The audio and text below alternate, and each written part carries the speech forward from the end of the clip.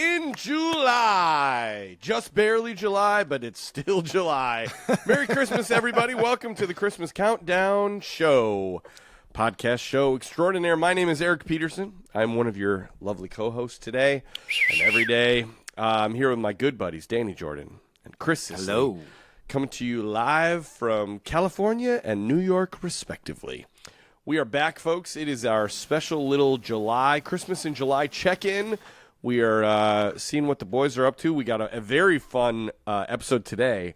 Yes. We're breaking the format just a bit because we're out of season. We're going to be dealing with listener questions. Ooh. And I don't know if these are going to be like, hey, give me an instant list. Are they going to be questions about like, what kind of cologne do you wear? You know, I don't know what it's going to be, but we have not seen these. I think Chris has maybe seen some of these questions, but Danny and I have not seen any of these questions. We are ready to be surprised by your lovely questions, you listeners. So thank you for checking in on us. We have a few Patreon members are listening via our Riverside link, I suppose. I don't know how they're watching live. Yeah. Oh, they're watching us talk about this. Amazing. But yeah, we're here. We're back for a little check-in. Danny, Chris, how you guys doing? What's new? Great. First, I do want to know, what kind of cologne do you wear? You know, I used to be such a cologne guy, especially in high school. Oh, man, I wore Dracar Noir. Yes, and, Dark Knight. Yes, and Eternity. Do you remember Eternity? Like Calvin Klein, yeah. Yeah, I think so. That was a good one. Now I have a cologne. I honestly don't even know what it is. My wife bought it for me. I spray it if I'm like going to the theater or some like going to like a nice night out. I'll do it. Do you know? No, I will say this. I got a knockoff cologne because I saw on the internet something that said that like the best cologne was this like Tom Brown. It's like a very woody kind of like foresty kind of vibe. It's like, okay. Brown leather butter or something like that. I don't know what it is, but it's something like that. And I got a knockoff version of it. And it has a little like roly ball, and I get a little but it's very strong, so I don't. Is it called ombre or Tuscan leather? Yes, Tuscan leather. That's what it is. I love that you called it leather butter. Brown leather butter. Oh my gosh, that would be a fun game to play. It would be like coming up with like Christmas themed like fragrances. Names. Ooh, I like that. Yeah, that sounds like a countdown. You know what I used to rock was I used to work at Abercrombie, which I think we've talked about here on the show, and they had that one cologne. It was like a very aggressive sort of name. It was like Red. Do you remember what? And it like you'd be 7 stores away and you could smell like wafting through the mall. Well, yeah, but I remember when I worked there that we used to spray it all around the like the entrance so that it would kind of waft out into the mall and try to draw the teenagers in. What was it called? Was it Fierce? Is that what it's called? Yes, that sounds right. That sounds right to me. Yeah, it was very aggressive, so Fierce, yeah. And then I'm a big Lacoste fan. No, I like Lacoste. Sure, yeah. Very fresh. So if anyone's looking for any Christmas gift ideas, other than my boss, Mr. Shirley, I would love some cologne. Funny. Do you know, speaking of Lacoste, real quick, somebody pointed out something to me that made me giggle. So I don't know if you guys have watched Happy Gilmore 2 yet, but it just came out this weekend.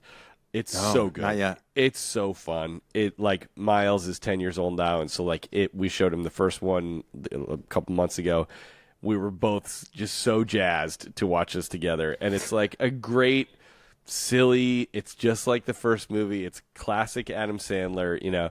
And there's just cameos. Like every scene is a cameo of somebody. But somebody pointed out that in the first movie, Chubbs Peterson, who I always loved because of obviously the last name, damn alligator bit my hand off, right? He wears Lacoste in the entire movie. He's always wearing the little alligator. Like he's got a polo on, he's got a cardigan on, he's got a hat on, and it's all Lacoste. And I was like, and somebody pointed out, like, there's no way that was an accident that he, had the issue with the alligator and wore the alligator. And I was like, that is a great little detail. I love that. We love Easter eggs. We do. It's like our thing. Hey, Eric, so before you jumped on, I teased to Chris that I came up with a Christmas joke this morning. I can't wait. Can I share it with you? Please. Yeah, you're so excited. So when I logged on, Chris was like, "Oh, you've been shopping at the same place as Santa J. Claus?" Like that was like what he said to me.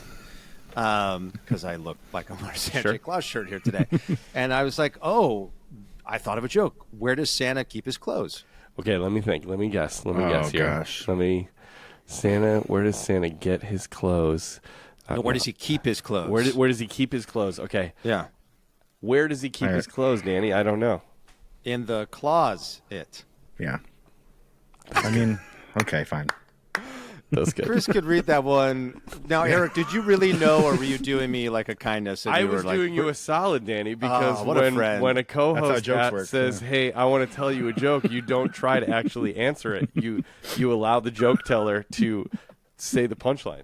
That's how joke works. And I was trying to show you, just for future reference, in case anybody in your life is like, "Hey, I want to tell you a joke." You don't try to actually answer the joke. You just actually let them tell the joke. And you say, I don't know. How? Why? Where? Tell me.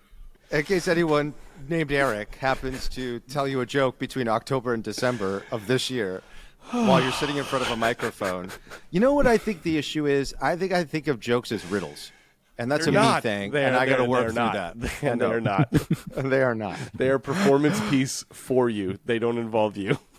Imagine I did that at a comedy club. Oh my gosh! I would just shout. That would be a funny bit, actually, not in real life, but like on SNL. Sure, the guy who likes to ruin the punchline to every joke. Yeah. It would kill. I bet it would kill. Eric, I tell you what, I will make you a promise right now. Yes. Are you ready for this? This season 5, which is a very big. I feel like 5 is a big number. It is coming up on that this year. 5 golden rings. That's what we should call this season. Yes. I will not ruin any of your jokes this season. Promise. I appreciate that promise. And if you do, what do I get? If I ruin one of your jokes? Yeah.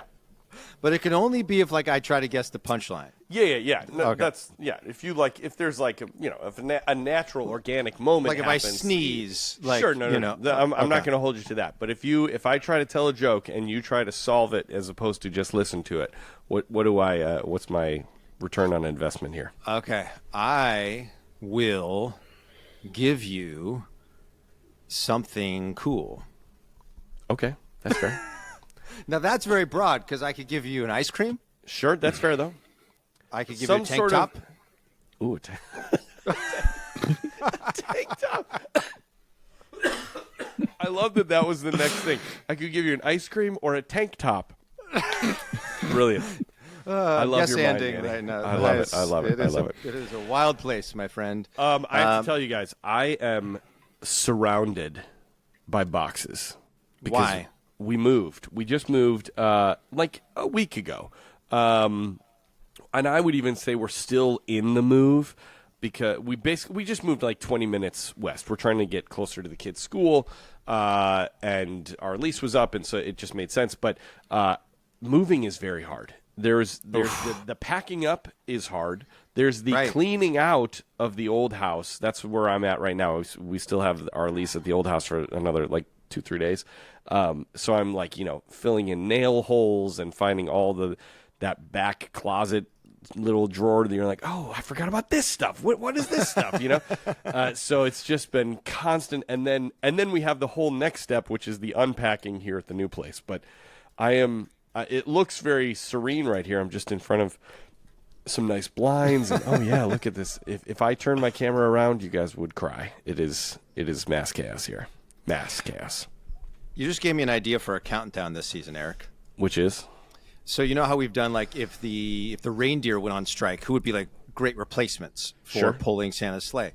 What if the elves went on strike? Who would be great replacements to not only build toys, but to be able to pack the sleigh? Because that's a lot of boxes to pack. Massive operation there. Massive operation. Yeah, that could be good. Like, do you want strong people? Do you want nimble people? Do you want fast people? A combination. You need those tiny little fingers. You need those. Right?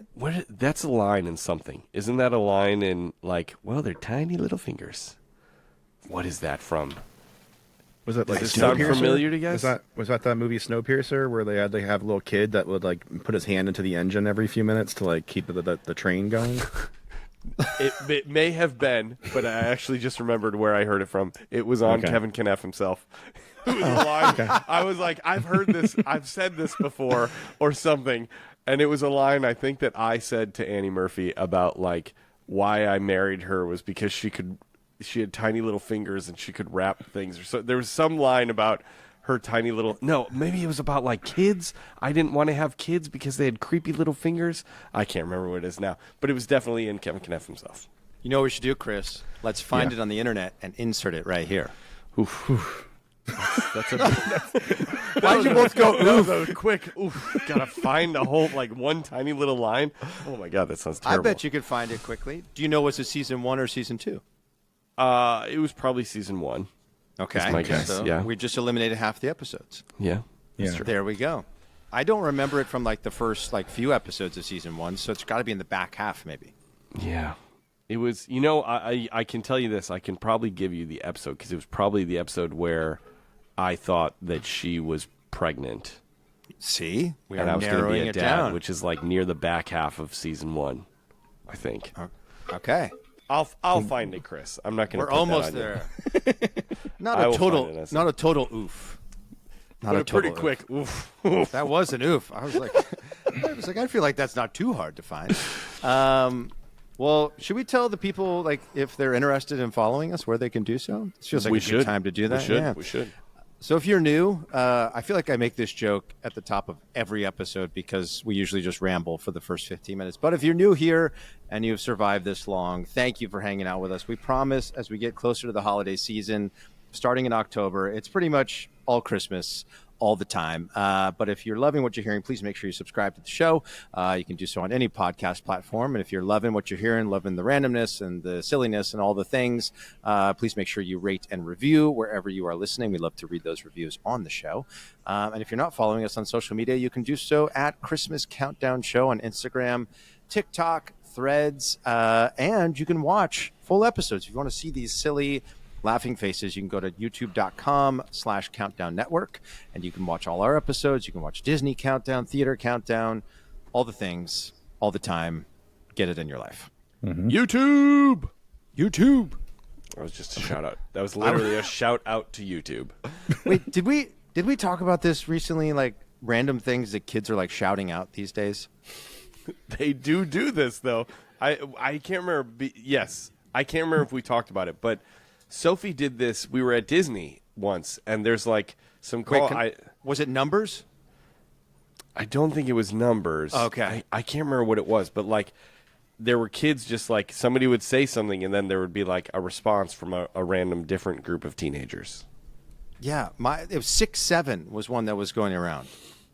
Okay. They're 6-7. They just apparently it was disrupting classes, and they put a stop to children yelling 6-7 in the middle of class. That's crazy. I'm sure we did the same thing. Speaking of Sophie, I have to tell you guys, my daughter is in Europe right now, and I'm freaking out. I'm freaking out, man. It's not with friends or she just ran off. She walked out the door and just hopped on a steamer. And she's on her way to Europe. No, no more boxes in this house. No more I'm boxes. Gone. No, she, her high school is performing at the Fringe Festival in Scotland, Whoa. Where Miles and I went last year. Dude, that's awesome. Yeah, very cool. So we got to see their little performance. I shouldn't say little. I make it seem like it's not a big deal. It is a big deal. But we got to see their performance. They did a showcase for the parents here in L.A., and then they were in London the last 2 days, and now they're in Scotland for the next week or so, performing at the Fringe Festival. Yeah. And it's really crazy. I'm so excited for her, and she's, we're talking to her every day, and she's having a great time. And she's, we're just telling her soak it in, just experience this trip to Europe without parents. I mean, she's got adults there, she's obviously with a group, but it's, as a dad, it's hard having her be that far away. I can only imagine. I get nervous every time I drop my children off at preschool. I'll sit there and as I'm walking back to the car, I'm like, oh, that gate doesn't look like it's properly latched. Right. I do all those little, why? Who's that guy standing over there in the parking lot? Oh, he's just a dad. Okay, great. Right. But I can only imagine. Emerson's going to camp this summer, and they do a field trip once a week, and they were at the Dodger game last week. They're going to down to Buena Park tomorrow. And I'm like, gosh, that's a long bus ride, just thinking about my child's life being in the hands of like a bunch of like 19-year-olds, Right. you know, who are like checking their phones when I drop her off at camp, and then like some random person driving this bus full of like 90 kids. I'm like, gosh, dang it. I don't think I fully realized when I used to be like a camp counselor and a camp director how much responsibility you had. God, no. And now I'm like, why did they trust me with 100 children? Like, I was 20. Like, I didn't know what I was doing. But At like, all, yeah. But all the kids were safe, and I think it's good for them. You know, like at the end of the day, like you're saying, like to have that time to go away, to be away from mom and dad, to explore, to make new friends, and to know they can like be independent and navigate this world on their own. That's the big thing. It's figuring out, Sophie's at that age, she's 15, so like she knows what she's doing, but she's always kind of done it next to me or Lisa, right? Like, so she knows what she's doing, but now she's really got to do it without us there, getting on the tube or paying for something, make sure you get the right change. How do you spot, like, how do you order at a restaurant? Like all of those little life things that you have to eventually do on your own. She's been doing stuff like that, but still kind of like under the supervision of us in a way, Right. So now it's really like, you got to do it. And again, there are adults. It's not like she's alone in Europe, but it's wild. It's wild. That's so cool. Isn't it wild how many things that like you just sort of assume in your life that like everyone knows what this thing means or how to do that thing. And then you have children, you're like, oh my God, I've never had to explain. I think we talked about this a couple years ago, like what halfway means. Right. Like, yeah. And I'm like, how do I explain what halfway means to a 5-year-old? Like it's super interesting. I'm reading this great book that we chatted about, I think, last holiday season by this author named Ryan Holiday, who wrote like Love The him. Obstacles. He's so great. Love him. And he has The Daily Dad. And good book. And the other day, it was all about the question why, and how kids are always asking why this, why does that happen, why can't I do that, and how a lot of times in our lives the answer we received was because, like full stop, right? Yeah. But like how empowering to your kids that like when they ask why, to talk through it with them and be like, well, let's figure out why together, and how that inspires them to want to be curious and to go out in this world and to learn, and so I think like what you guys are doing by sending Sophie off, like that's a big why, like that's amazing. It's wild though. Good on you, man. It's good. Thank Life changing, man. Yeah.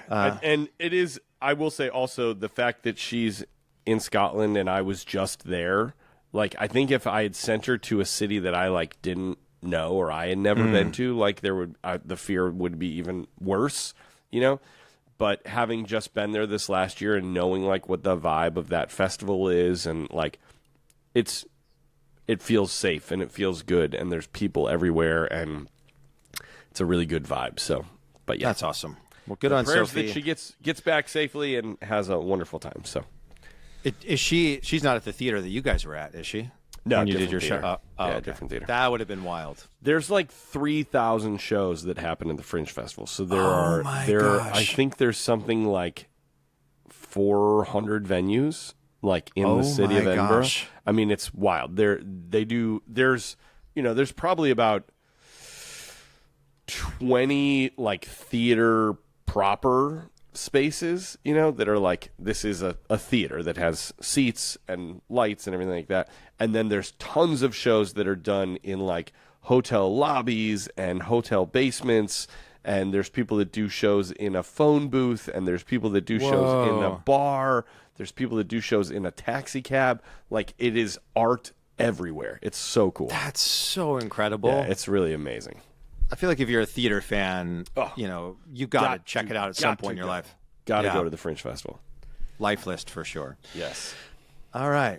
Should we we get maybe to these questions? talk some Christmas? Maybe. Let's do it. Let's do it. Over to you, Chris. Let me share my screen. And thank you, everyone, for submitting your questions. Thank you so much. To dive into these. Here's the wheel, and also in the sound. There it is. Look at that. Yay. Look at that. We have a wheel. All right, so the way it's going to work. Those are like drawers behind the wreath. I thought it was like a big piece of chocolate or something. It's like a card catalog or something, maybe. Yeah. Well, I picked that one because it kind of made me think of like mailboxes a little bit. This is the mailbag episode, so I was like, let's go with that one. Yeah, I love that. So we should say this episode we got all these questions, not just from our Patreon fam, but we even had people through Instagram. We'd posted a little something over there saying we were doing this mailbag episode. And so tons of people submitted tons of questions. And rather than just like go through them one at a time, we thought, let's make a game out of it. And so we created this wheel that Chris is going to spin for us today. That if you're watching on YouTube, you'll see. If you're listening, you'll probably hear a sound effect. But that's going to be what determines whose question we ask and answer. And a lot of people submitted a lot of questions. So we may have to do like a secondary tier of randomizing here. But sure. It's going to be fun. Yeah. All right. So let's give it a spin. I don't know what sound this is going to produce. Danny sent me a link. I don't know if I set one up. Hopefully it's appropriate. Okay. Let's see. Oh, gosh. I'm so nervous now. I'm just going to do it.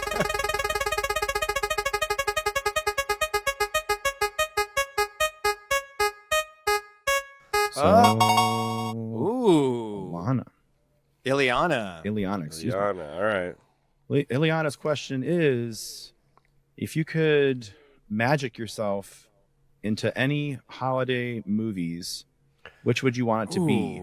Would you replace a character, or would you want to be an original character? Oh my gosh. That's This would be a great countdown.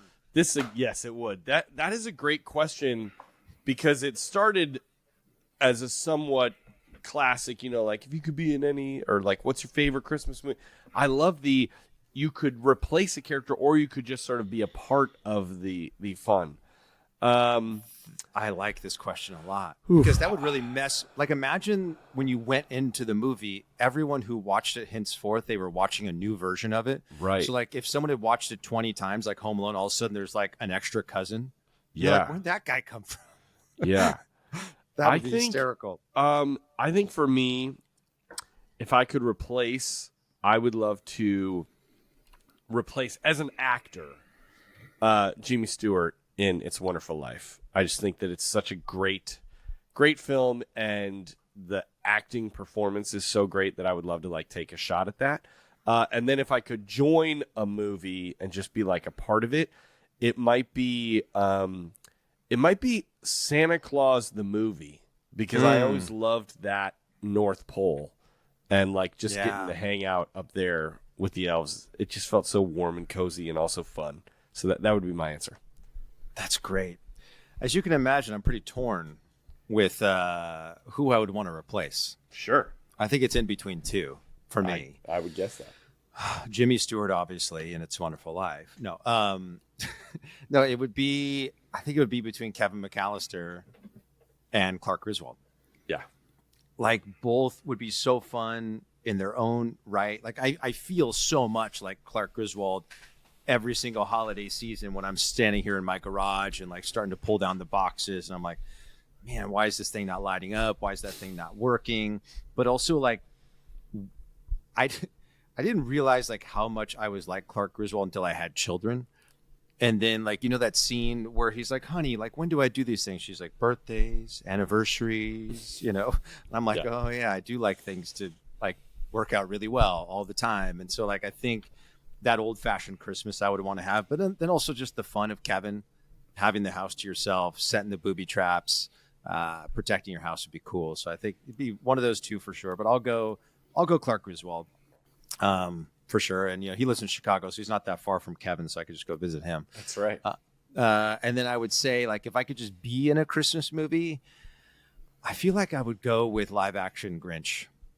Like, Whoville just feels so magical and so whimsical, and, like, the cars are so cute and fun. I feel like it'd be a cool place to live, and I'd love to see what my, like, nose and mouth would look like. Sure. Yeah. What about you, Chris? I'd be John McClane from Die Hard. Good answer. Did you know actually that they had to offer Frank Sinatra the role before Bruce Willis could take it? They had to? Tell me more about this. What is this story? This is breaking news, actually. Frank Sinatra played John McClane in a movie. John McClane is, I think it's like a novel series or something. And so when they were making the movie, they had to, I think legally they had to offer it to Frank Sinatra first, and obviously he turned it down, and then they gave it to Bruce Willis. Can you imagine Sinatra in that role? Barefoot. Yippee-ki-yay. Oh my God. Wait. So it was a film from 1968 called The Detective. Yeah. I do know that movie that he did. Yeah. Wow. Dude, I did not know this at all. That's a great bit of trivia. I'm full of those. Dude. We need to do that in some way this holiday season. Like, do a trivia thing where you pull out. I mean, I feel like we do versions of this, but something about like fun Christmas facts that we didn't know. That's good. Okay. Yeah, and we have to guess whether or not it's true. Like, because I would have said false if you'd said Frank Sinatra was offered the role of John McClane. I would say there's no way that's true. Yeah. Wow. Fun facts. Fun facts. All right, let's get our next question.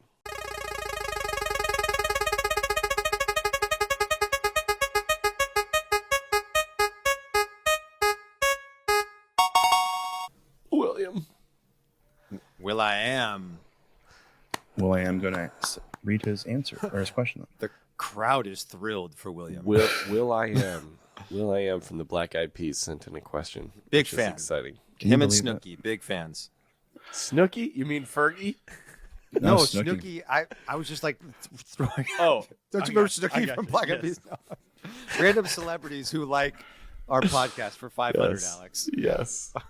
So here we go. This is what William asked. He said, first of all, I said, Merry Christmas. Do either of you have Merry any Christmas. unique Christmas traditions, or is there a certain thing you like to do during the holidays that's different from most? Ooh.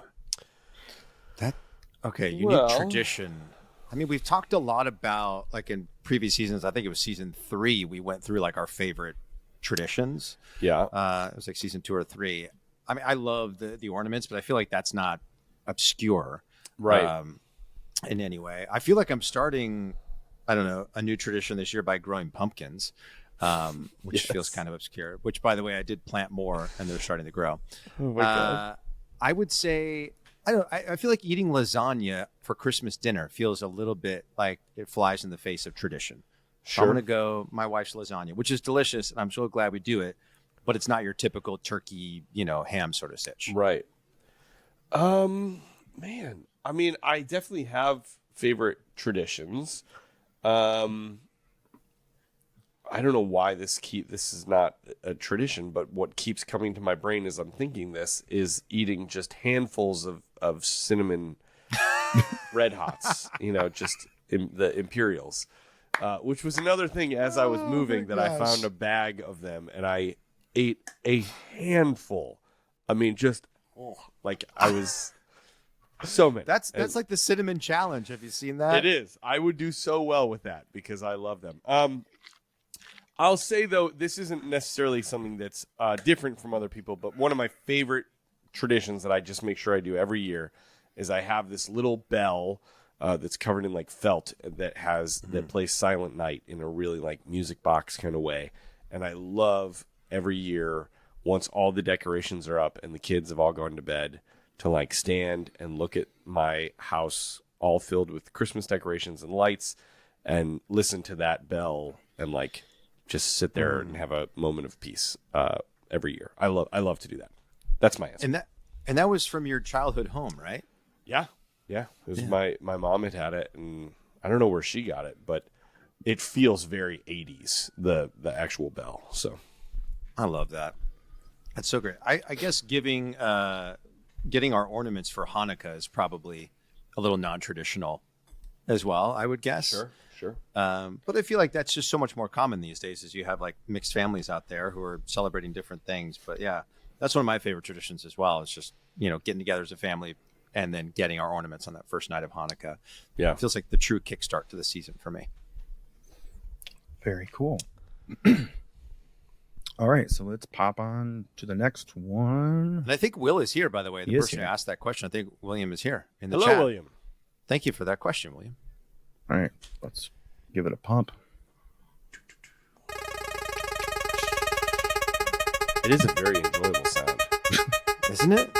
Yeah. Oh, that's close. That was almost a tie. Monty got it. But it's Monty.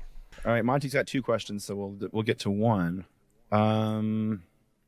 Give us both, and we can choose which one we want to answer. Ooh, Okay. dealer's choice. Here we go. I like that. What hot takes I guess about that's not Christmas? dealer's choice. What hot take about Christmas do you have? And a follow up: Have you have been afraid to share your hot takes before on the podcast because of potential backlash. I asked because I listed a top 10 of Christmas hot takes on my Facebook 2 years ago at Christmas and got many agrees and many disagrees from my friends. It was interesting. As an FYI, one of my hot takes is that Polar Express is not a good movie. So the hot takes question and the second possible question that you can answer. If you could visit any of the 3 ghosts of Christmas, past, present, or future, which would you choose and why? Ooh, those are 2 really good questions. I feel like the hot takes could be a great theme for a countdown this season. Yeah, I will say this, that I'm never afraid to share my hot takes on this podcast because I feel that it is always coming from a place of celebration. And I've tried to live my life unafraid of what other people are going to think too much. I would say one of my hot takes is that Cow Christmas is one of the greatest Christmas albums ever recorded. I think another hot take, which would be supported here, but in like the general public, the idea that you can listen to Christmas music all year long, and that Christmas should start, in October at the very least. So I think those are kind of hot takes, and I'm never afraid to share those. And about the Christmas present, I'd probably go Christmas past. I'd like to, look back at my kids when they were little again, or see myself as a kid. Yeah. Ooh, hot takes. Ooh, that's a good one. I'd say the hottest take probably is it's got to be how early we start celebrating Christmas. Like I think it's always interesting to me, because obviously I do a lot of the social media stuff, like the comments that we get from people whenever we post anything between like January and October. Too soon. Too soon. Why am I seeing this? I'm like, well, clearly you must have liked something right on Instagram at some point that had something to do with Christmas. So yeah, it's like, we were chatting about this with the Disney Countdown crew during our Patreon hang. It was last week, about like how upset I was that like Halloween spooky season gets like August through like the end of October now at the Disneyland Resort. And I'm like, what in the world is going on? I was like, it's 90 degrees outside. Yeah. Who wants to put on a freaking costume right now? And then Christmas only gets like a month and a half. So I think it's like, look, if you find something that you love and something that you enjoy and brings you joy and happiness, like celebrate that thing, And for us, we start in October, and clearly it works because #1 Christmas podcast. Booyah. Boo! Mic drop. Candy cane drop. But yeah, I would say that's probably the hottest take, is that we don't wait until after Thanksgiving to celebrate Christmas, I would guess. And then I would say, oh man, I feel like Christmas past is like I'm always thinking about the past, and I think to be able to go back and to see that would be amazing. But I almost wonder if it would be hard because you'd only be able to like see it and you wouldn't be able to like be in it. Do you know what I mean? I feel like you would pick up on other details that like when we think of the past, it's all kind of fuzzy, right? You like remember generally what it is, but like I would love to be back in like my childhood, like living room, like seeing myself opening presents with my kid, with my parents or something, and notice like exactly what my dad was wearing. Or like smelling what was being cooked. Like I think that adding more details to those memories would be such a cool experience.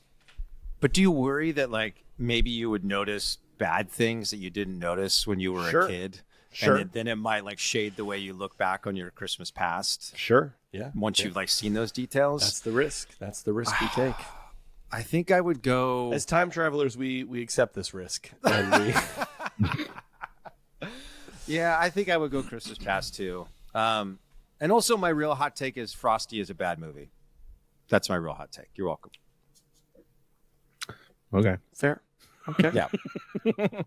All right. We'll save that for the season. Yeah. Okay. All right. So let's get back into it and give another crank. There it is. Monty. It almost would have been. That's like right where his name was. Neil. Here we go. Neil asked, first a little comment he said, "Hey fellas, really glad to hear that you're doing July show. So I've got a kind of a fun question, and I think I'd like to ask you. For whatever reason, you've died and gone to heaven, or the magic genie wish, or whatever it may be, you can be a kid on Christmas morning again, and you get only 5 types of toys / things you liked as a kid. What types of toys would they be, and which one of these types would you most want? Ooh. What type of toy would I want? So I'm going back. So we're a kid again. That's the premise? I think so. I think it's like, what childhood toys would we want to have again? Most. And is that like do I have all the knowledge that of who I am now? Let's say, yeah. Sure, why not? Okay. So I'm like taking a trip. I'm essentially getting to like genie myself into my 10-year-old self and open 1 or 2 presents again. What would I want? Okay. I mean, I always think back to that Ewoks village. It's like the tree thing? Yeah, the tree thing. That was pretty gnarly. I also remember the He-Man castle feeling so epic. That was pretty good. Those are the 2 that like come back to me. Like as toys, I feel like the action figure world is where I would want to go to, as opposed to like Legos or sports equipment or something like that. It was the action figures and their like world. It was always getting that big thing that allowed you to put your action figures into more of a world as opposed to just playing with them on the table. 100%. Yeah, I remember when I got the Ninja Turtles van. Yes. That was amazing because it had, I don't know if you ever had it, but it had like this rubber band element on the inside of the door where like when you unlatch like the door would like, boom, it would like fly open. I do when kind the of rubber remember that. Yeah. And then I think it shot pizzas, if I remember. Yeah, it did. Yeah. And the new one does the same thing because Miles has the new one too, and it does still shoot pizzas.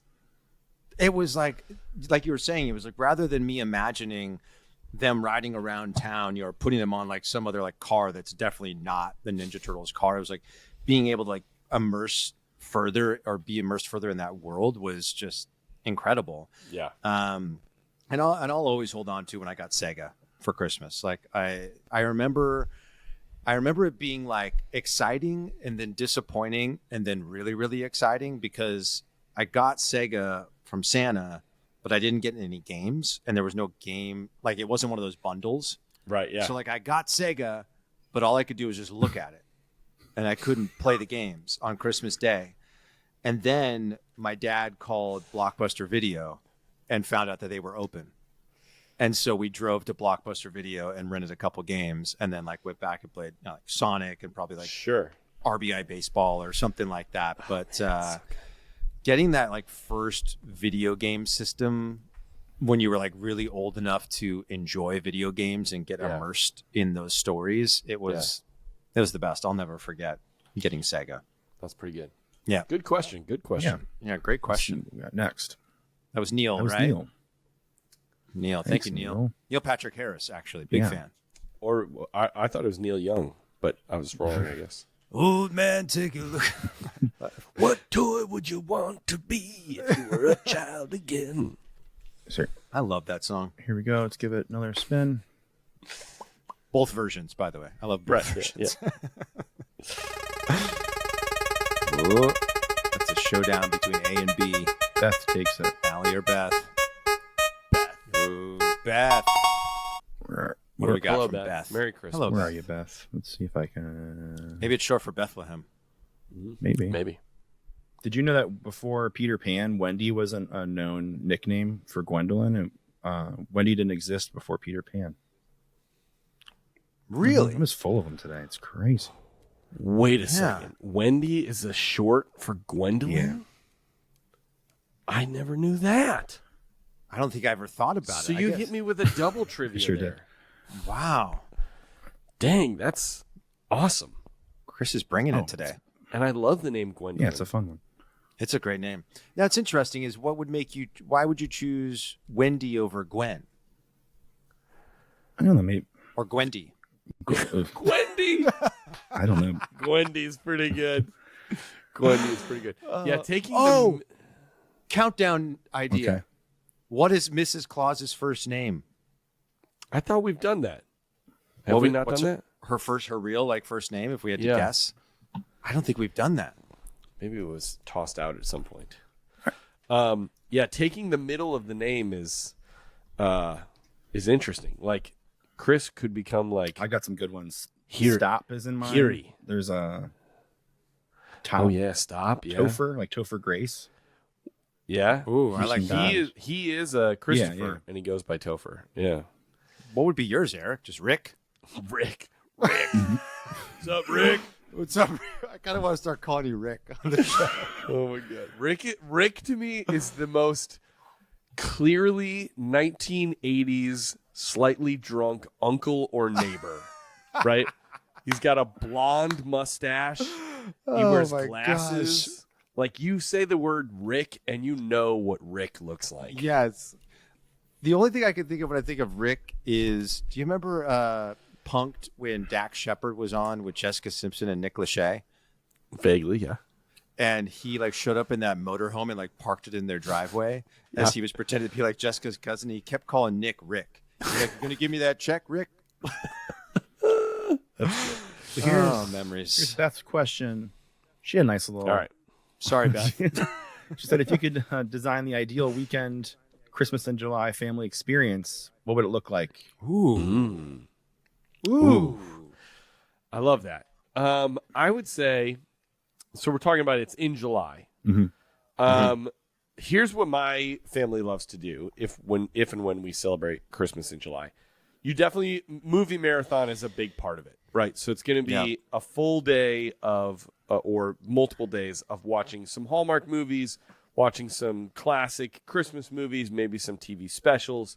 If you have a fireplace, I think getting a fire going, or even watching a fireplace on Netflix, just on your TV, and all sit around the couch and just kind of have a cup of cocoa, hot chocolate, or apple cider or something like that.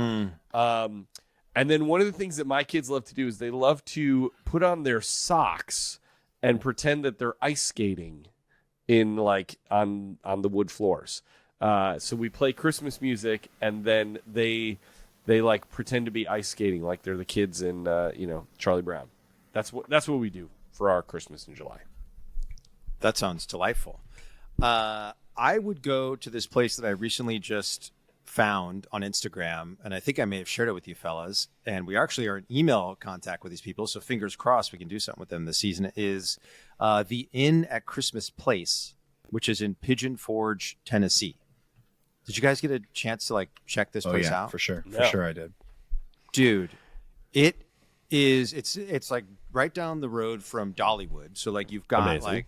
A lot of activity there, but it's this Christmas themed resort that is Christmas themed all year round. The pools in the summer have candy canes hanging over. There's Christmas presents all around, the lazy Amazing. river pool area.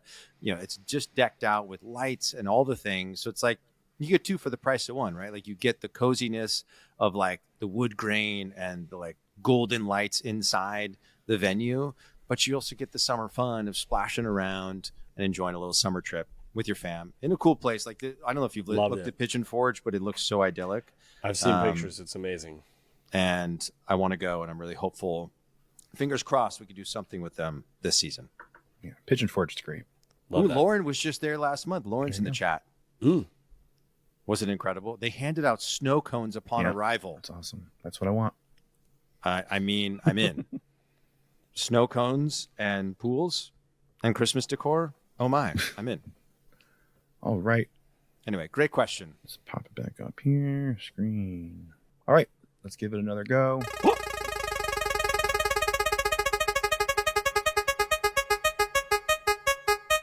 Also, fun fact, we just had a comment in the chat from a 5-year-old.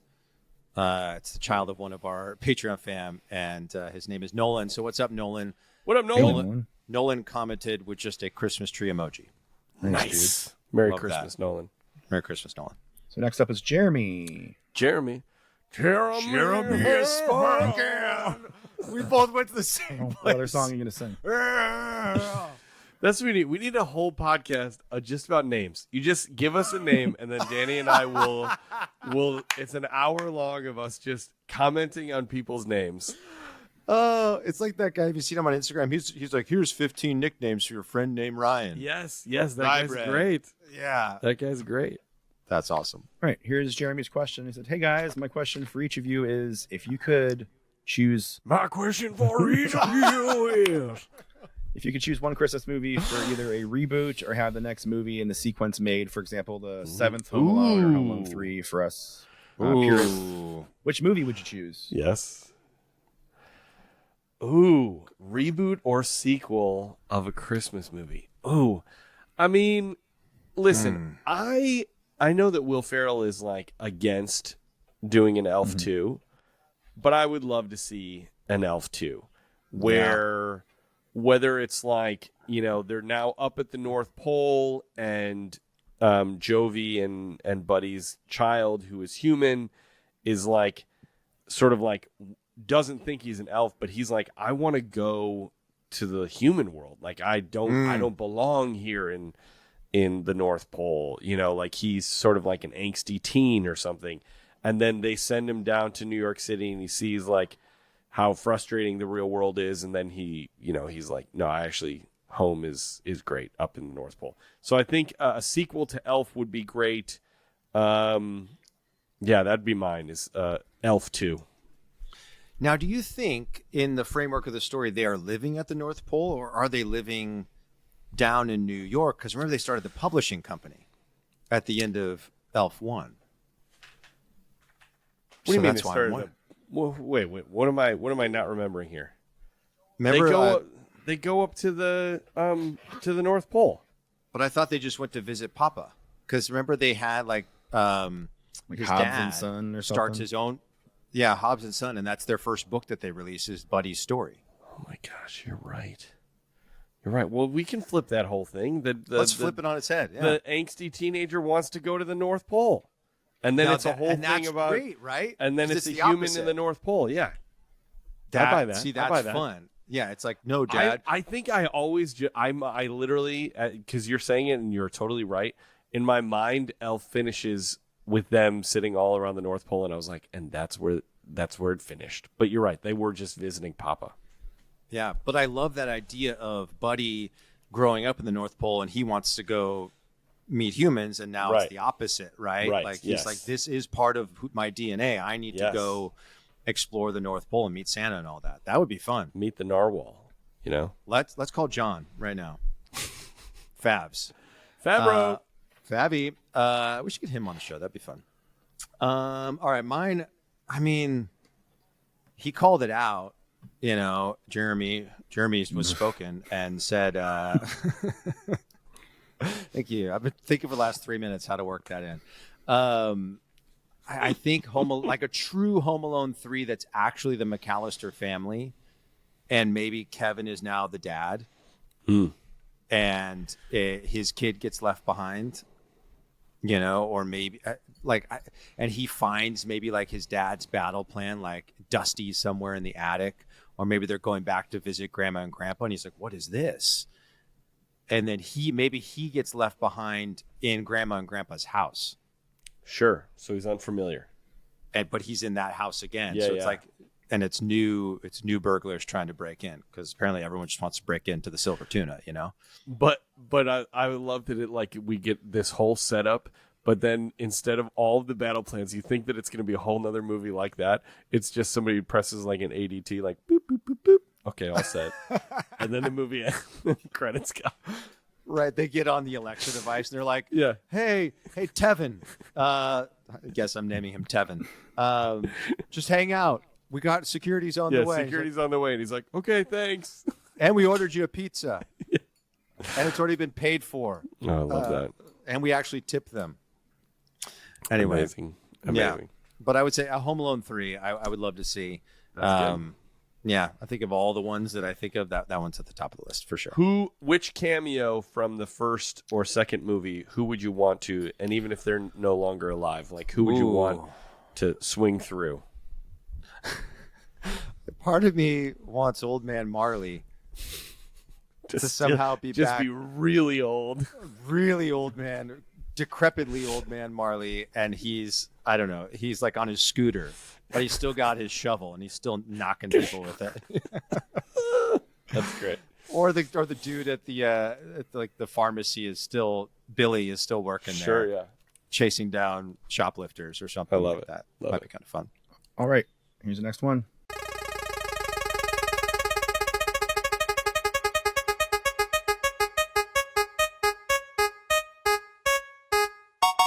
Nikki. Hello, Nikki. Nikki, we love Nikki. Is Nikki here?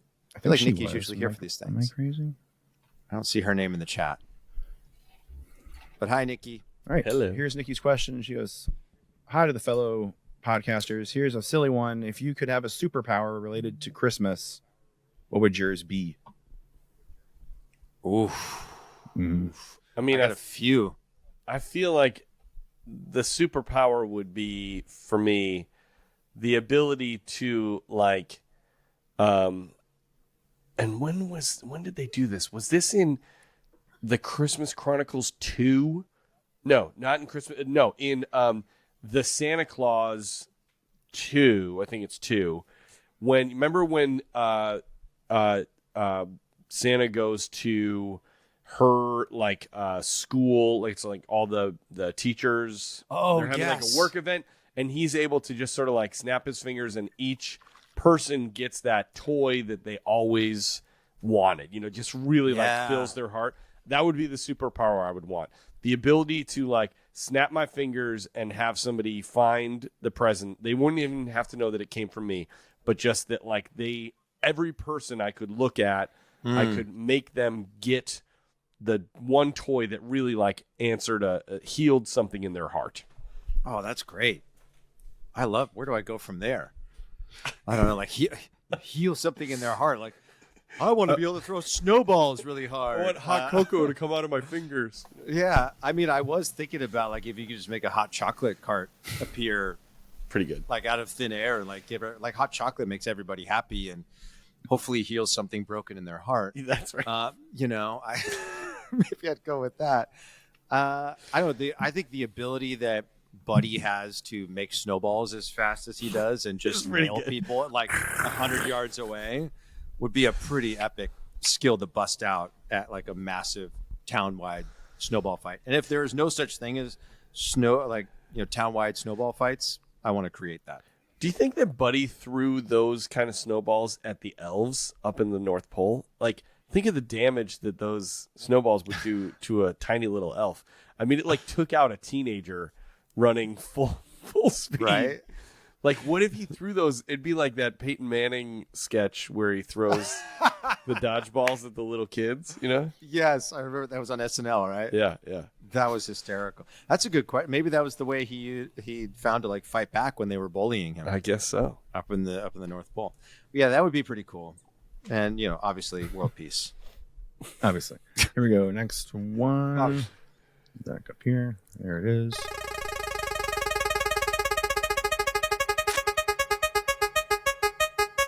Go. Oh, I think we answered. Did we do both? We Mark got and Ileana. I know we did Ileana for sure. Did we get Mark? Running a tight ship. We didn't do Mark yet. So we'll do Mark. Mark asked Mark from Instagram. He said, "What are your favorite things to do on Christmas?" Favorite things to do. Oof. Everything. All of it. Music, opening presents. I love the putting of batteries into toys. I love collecting wrapping paper and putting it into a garbage bag. I truly do. I love it so much. I love going to either Christmas Eve service or going to, a Christmas Day service with my family. I mean, I love the like late afternoon of Christmas where you're kind of like, I don't know what we're going to do. Are we going to like go? We usually try to do like Christmas morning proper just with our nuclear family. Right. But then, Christmas Eve either is like we're going over to a grandparents or we're going over to my brother's house or maybe some friends are coming over. And I love that sort of like, how are we going to fill the second half of the day of Christmas?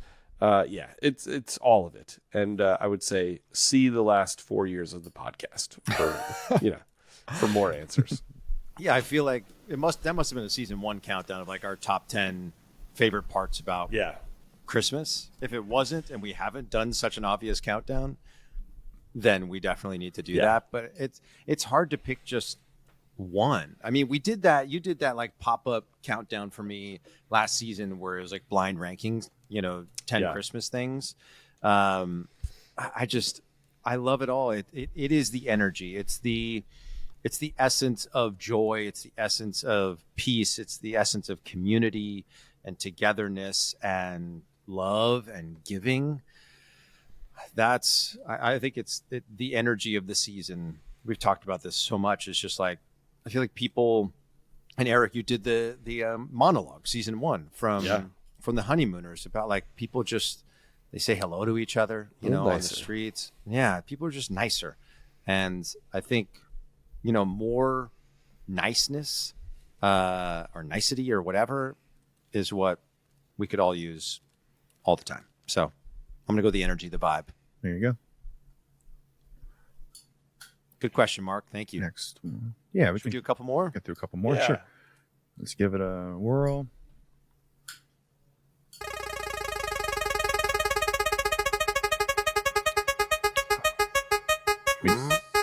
Ooh. Almost, Simon. Almost yours. Lauren is here too. Hey, Lauren. Lauren's got a couple. Let me see if I can pick a nice juicy one. I think Lauren, are you in Wisconsin? Is that right? We've got a few Wisconsin people. Sorry. It's all those Packer fans. I'm sorry. Go Pack, go.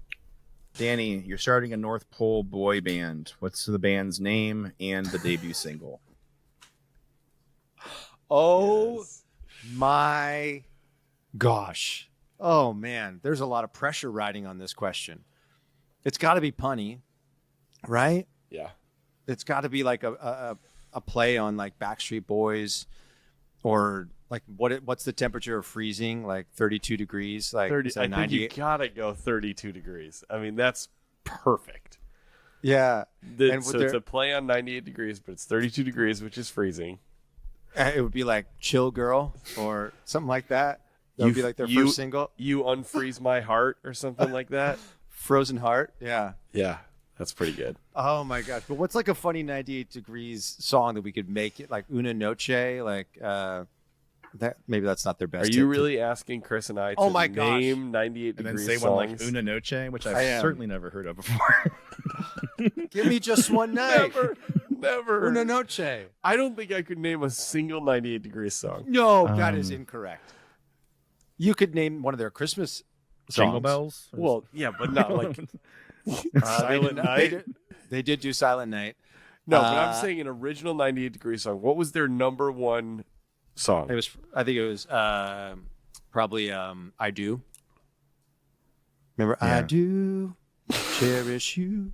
You don't remember that one? Allie Landry was she played like the wife who was about getting married. I mean, vaguely. For the rest of my life, you don't have to think twice. Anyway, Lauren said, give me just one night before Christmas. That's funny. That's good. really funny. That's pretty good.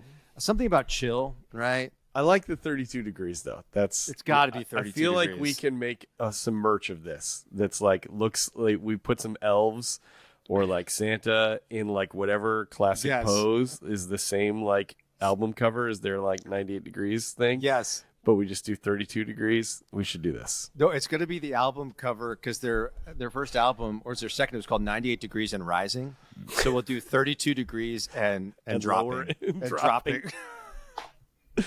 That's great. With snow falling behind them. That's oh so my good. Gosh. Okay, that's good. I can get behind that. All right, it's happening. That was a great question, Lauren. Good question. Good question. Nicely done. Okay, I'm writing this down. Merch, 32 degrees and dropping. Yes. Oh, gosh. Right, That's let's give it hysterical. a couple more goes.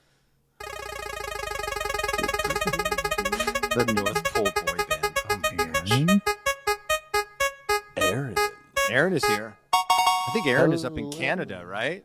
Are you in Canada, Aaron? Here's what Aaron's saying. Let's get rid of this. Hey guys, I'm so excited you're doing another summer episode and can't wait to hear it. My husband and I have no children, but we do have 5 cats and a little pup. Oof. Yeah, so there's some fur babies around the house. We also love decorating the whole house for Christmas, but it's difficult to know what items are safe. Could you make some suggestions for pet-safe decorations? I have seen, I'll say this, I have seen people who buy like a fake tree, right? But they don't put the bottom half of the branches out. So it's literally like just the stem, and then at about like waist or even like chest high, that's when the branches start, because cats love to jump in those trees. But regards to other, I mean, I think the more, it's all about height. You just got to go up. You gotta hang things from a high place. Do you think you're just tempting the cats in that scenario? to just go high? To really jump? Like, does it make sense to just hang like their toys really low and just sort of accept that they're going to play with stuff? I mean, when we hang our ornaments, we always, from about waist down, we have a policy of nothing breakable from the waist down. Yep, so same. All the ornaments from the waist down are all like made of cloth and cotton, or are plastic that is very unbreakable. Can we talk about cloth ornaments? I feel like they've sort of just gone away. Yeah. They used to be really popular, and everyone would have like a ton of like cloth type fabric ornaments that would be like handmade, and now not anymore. And like, what am I going to hang for my 3-year-old to rip off the tree? I don't have any of those cloth ornaments you speak of. You know what I like though are those ones that they look like they're glass, right? They're very like rounded and they have kind of a glaze to them, but they're made of like a plastic that's very unbreakable. Do you know what I'm talking about? Does this make sense to you? It'll be like, Disney does them a lot, you know, so it'll be like a, you know, Alice in Wonderland or something, and it is plastic and it has a very kind of shimmery glaze over it that makes it look like it's glass, but it's really not at all. It reminds me of like the playground equipment that you see like at the mall sometimes. That has like a little bit of a squish to it, and there's like a layer of something that makes it unbreakable. I thought you were Those are cool. You were thinking of like the Nalgene bottle type plastic that you can drop and doesn't break. No, not that. It's really thin plastic. It's just these things, they look like they're glass and heavy, but they're, I mean, an ounce. They're like super, super lightweight. I think that's a great suggestion. Yeah. Yeah. I don't know. Other than that, I feel like you got to know that cats and dogs, anything that looks fun, they're going to get at it, play with. So like maybe just put that stuff you don't want them playing with high and out of reach. But then you see these videos of the cats like at Christmas time. I don't know how they get to where they get. And I'm like, well, why did you think to do that? But good on you, man. Yeah. Good question though. Good question. I love Simon's reaction. Simon said in the chat, could be a catastrophe. Oh, there we go. Ding, ding. Dingle, dingle. Hey! Gotta save There we those. go. I didn't even get that for my Santa Not for joke. that Santa joke. Gosh, dang it. There we go. Next, do one more, you think? In the closet. 2 more. Yes, 2 more. Let's do it. Two more. Give it a whirl.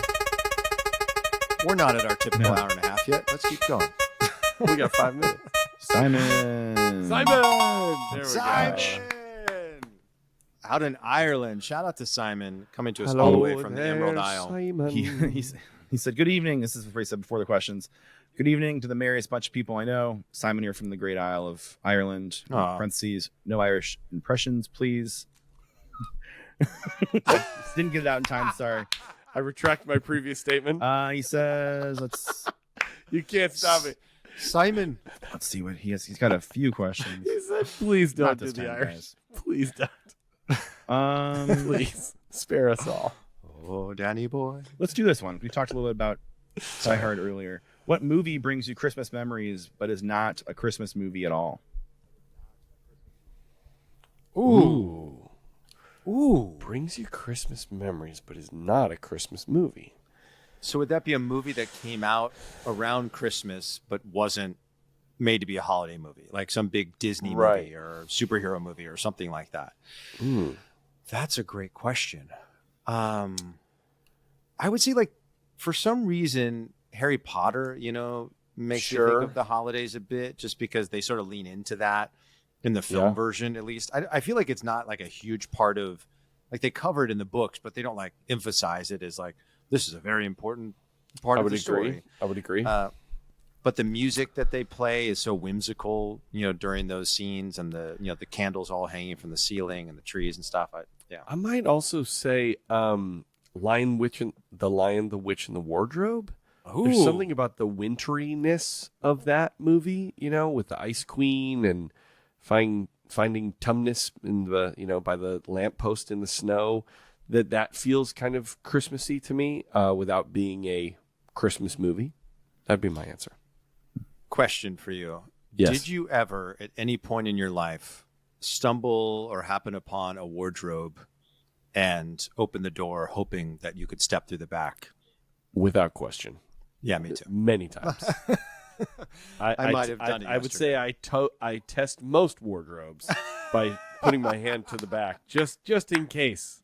Just in case. I something in my mind, and I'm sure for you as well, and many people listening, like, I was like, one of these is going to lead me to some magic land. Yeah. And I'm going to be in the snow if I just step through the back. So great. And then you're just greeted by wood paneling. Darn it. Heartbreaking. Not again. I had that. Do you remember the commercial for Mousetrap? The game Mousetrap? I mean, I know the game. I don't know that I remember the commercial. So the commercial, the kids would like jump up into the air, like as they were like around. Oh, yeah, and then they would shrink. They would shrink, and then they would be in the game. Yes, I do remember that. When I was like 6, maybe 7, I got Mousetrap for Christmas. We were up in Canada with my stepmom's family. And everyone left the room, and I like looked over my shoulder to make sure they were all gone. And I was like, later. And I like jumped up in the air and smashed the freaking game. That is brilliantly, wonderfully innocent and beautiful. I love that story. That's so good. I 100% believe that I was about to shrink down and be in the game. And be under that big net thing. Oh my gosh. Being chased around. Yeah. Yeah. Oh, that's so good. Oh, memories. One more. Let's do one more. One more. Here we go. Ooh, Simon said Willy Wonka and the Chocolate Factory. That's a because it's on at the TV at Christmas when he was a child. There you go. That's a good There one. you go. last spin. We got a bunch of more questions, so we can hang on to these and revisit them at another point. Yeah, we should. Definitely. Troy. Troy, we love you. I was hoping for Pam, though, because I know she's here. Here we go. Here's Troy's question. Troy said, Merry Christmas in July. I have a question for your episode. Being in Southern California, do you ever get it doesn't really feel like Christmas feeling due to the warmer weather? I know I get it in Tennessee when it's in the 60s and at Christmas time. Love your show. Merry Christmas. Thank you, Troy. Yes, definitely. I know Danny might have a slightly different answer because he grew up here. So that's there.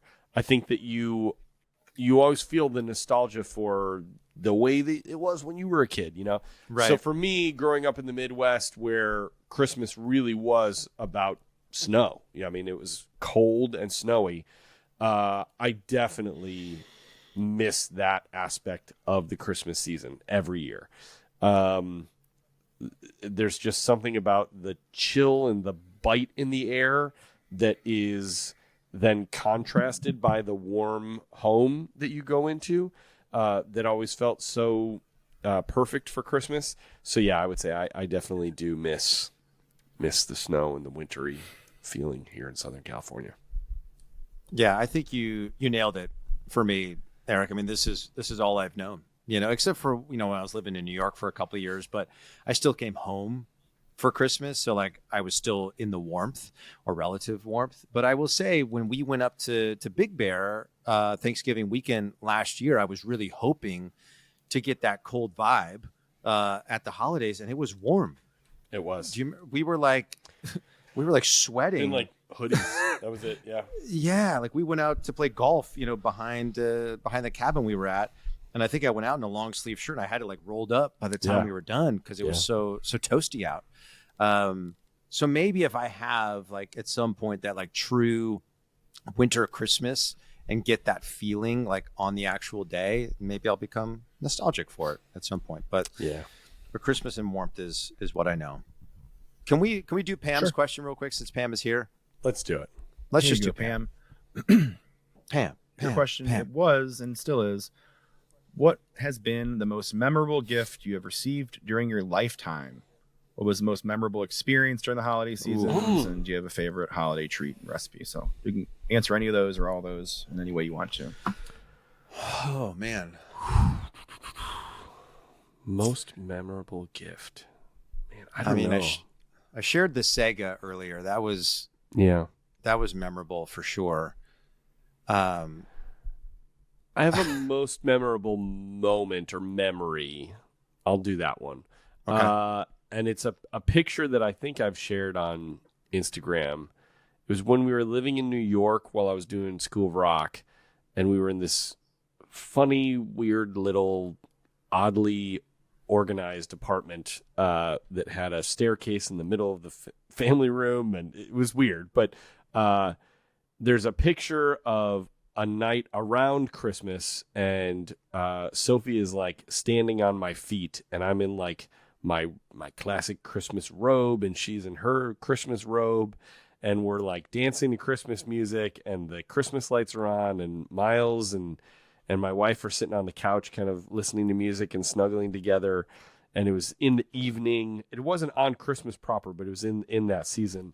And I feel like that's like, if I close my eyes and like go to a favorite moment of the Christmas season, that's always the first thing that comes to my mind.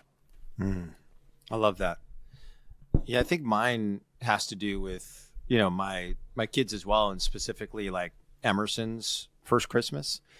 As we talked about on the show, like we didn't know if we'd ever have kids, that were like our quote unquote our own, and I think being able to celebrate that Christmas with her, but it was so loaded because my dad had a pretty significant heart attack in November of that year, and didn't know what, he actually ended up being in the hospital like through Christmas Day just because of all the procedures he had to have done. And I have this very vivid memory of sitting on the couch here at our house. Like, I think it was probably like it was like December 27th or 28th or something like that. And the tree's still up, and it's my dad, Emerson, and me, or I should say, or is it me? Whatever. My mom's listening. She's correcting me. Sitting on the couch together. And I think, we've talked a lot about my dad and like strained relationship over the years, but I think going through something like that with a parent really sort of wakes you up and makes you realize, like, as hard as certain things have been, you love that person so much. And I was so grateful that he still was there and still is here to this day. And that that I was a dad. It was like this weird sort of completion of the circle. There were so many synergies of like, now I'm a dad. And so I'm like looking at my dad through a different lens, and I almost lost him. I didn't know if I'd ever have a child. And like these two things were together with me in that space. And he was the one who, like, I think really inspired me to love the holiday season. And so to be able to sit there with him with the tree lit in the back, behind us, and movies on the TV, and knowing that he was still there and was still going to be there. And my daughter was here. That was a beautiful moment that I don't think I really fully recognized in that moment. But as I look back on it now, it really holds a special place in my heart. Love that. Yeah. Well, this was fun, guys. Chris, let's save these questions that we didn't get to for a future episode, and we can. This was good. It was free form and enjoyable. Hopefully you enjoyed it. Those of you that are listening to it, hopefully your summer and off season is going well. You're all healthy, and you are finding joy in the Christmas spirit wherever you can, even though we're not officially in the season yet. We will be back for season number 5 Golden Rings. We can't believe it. We're so excited. In October, we'll be posting little stuff on our socials and here and there as we get closer to the season. But we love you guys. Danny, Chris, love you guys. And love you, man.